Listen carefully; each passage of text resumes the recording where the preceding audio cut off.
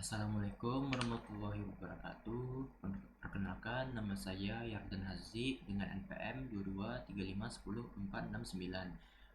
Kami dari kelompok 20 akan membahas materi machine learning tentang support vector machine atau SVM.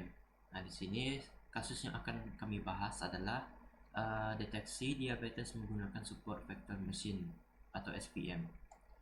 Lanjut langsung ke pendahuluannya itu. Diabetes merupakan salah satu penyakit yang terus meningkat jumlah penderitanya di seluruh dunia. Deteksi dini terhadap diabetes sangat penting untuk mengurangi risiko komplikasi.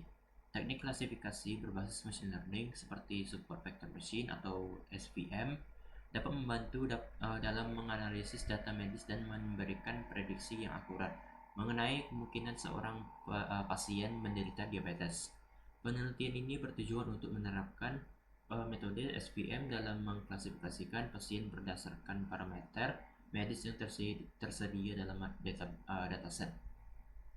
Lanjut untuk yang metodologinya, terdapat datasetnya. Yang pertama, data dari PIMA Indians Diabetes dataset terdiri dari 768 sampel dengan 8 fitur utama yang mencakupi jumlah kehamilan, kadar glukosa, tekanan darah, ketebalan lipatan kulit, kadar insulin, BMI, riwayat diabetes, dan usia. Label terbagi menjadi dua kategori. Yang pertama itu satu, positif diabetes, dan yang kedua itu 0, atau negatif diabetes. Lanjut untuk yang ke preprocessing datanya. Terdapat yang pertama itu normalisasi, yaitu data dinormalisasi menggunakan standar scalar untuk memastikan bahwa semua fitur berada dalam skala yang seragam. Lalu yang kedua itu pembagian data, yaitu data dibagi menjadi 80% data latih dan 20% data uji menggunakan metode train test split. Lalu yang ketiganya itu selanjutnya adalah model SPM. SPM digunakan dengan kernel radial basis function atau RBF karena dataset memiliki kompleksitas yang tinggi dan tidak dapat dipisahkan secara linear. Parameter C dan gamma digunakan untuk mengatur margin dan non-linearitas model. Baiklah, pembahasan selanjutnya akan dibahaskan oleh teman saya. Sekian dari saya, terima kasih. Assalamualaikum warahmatullahi wabarakatuh. Perkenalkan, nama saya Sarul Putra, NPM 22351043. Di sini saya akan menjelaskan implementasi dan eksperimen. Kode implementasi dilakukan menggunakan Python dengan pustaka Sklearn. Berikut adalah langkah-langkah utama dalam eksperimen ini. 3.1 perhitungan SVM. SVM bekerja dengan mencari hyperplane optimal yang memisahkan dua kelas data. Misalkan kita memiliki dua kelas dengan fitur X1 dan X2, maka bentuk fungsi fitur SVM adalah f z sama dengan W1X1 plus W2X2 plus B, di mana W adalah vektor bobot, B adalah bias, X1 X2 adalah vektor data.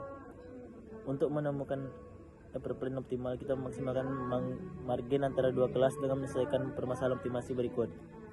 Min 1/2 W pangkat 2 dengan batasan Y D1 W pangkat T XI plus B besar dari 1 AI. Jika data tidak dapat dipisahkan secara linear, digunakan fungsi Kemal seperti RBF Kemal. Jika X1, X1 sama dengan expire kurang Y plus Z kurang Z1 pangkat 2. Sekian dari saya. Wassalamualaikum warahmatullahi wabarakatuh. Assalamualaikum warahmatullahi wabarakatuh. Saya Sahnaz Nabil Tegar, NPM 2235108814. Di sini saya akan menjelaskan implementasi dalam codingan Python.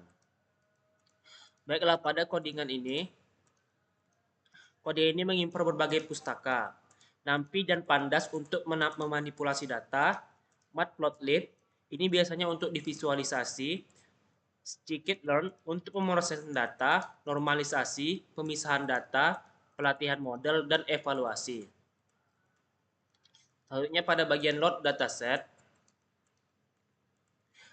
ini digunakan untuk mengunduh dataset Prima Indian Diabetes dari GitHub. Dataset ini tidak memiliki header, jadi kita menentukan nama kolom secara manual.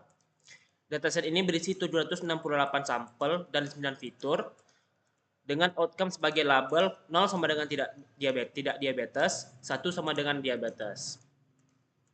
Selanjutnya pada bagian memisahkan fitur dan label, X berisi semua fitur kecuali outcome. Y berisi outcome, yaitu label diabetes. Pada bagian normalisasi fitur, standar scaler digunakan untuk menormalkan fitur agar memiliki distribusi dengan mean sama dengan 0 dan standar deviation sama dengan 1.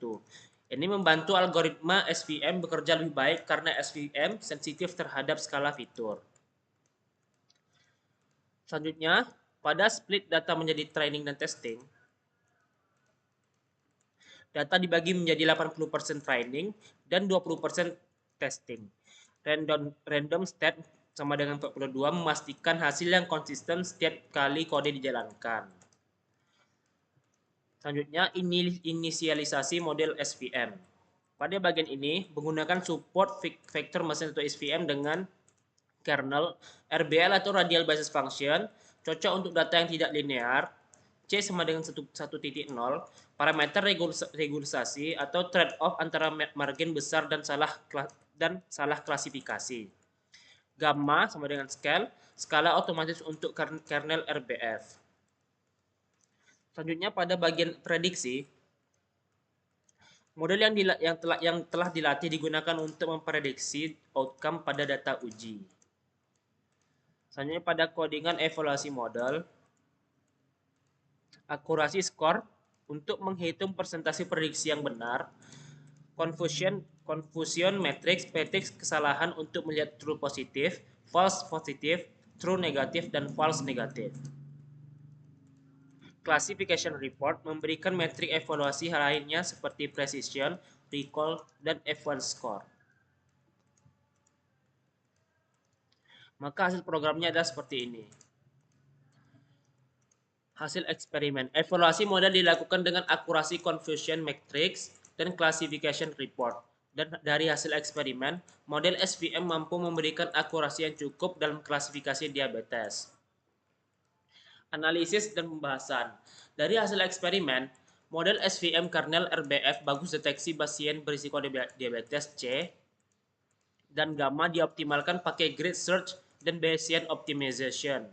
Fitur dataset mempengaruhi performa model, jadi eksplorasi fitur selection tingkatkan akurasi prediksi. Kesimpulannya, penelitian menerapkan SVM dalam kedeteksi diabetes menggunakan dataset medis. Model SVM kernel RBF baik dalam klasifikasi pasien berdasarkan parameter medis. Metode ini dapat digunakan sebagai alat bantu dalam diagnosis awal diabetes. Penelitian lanjutan diperlukan untuk meningkatkan akurasi model.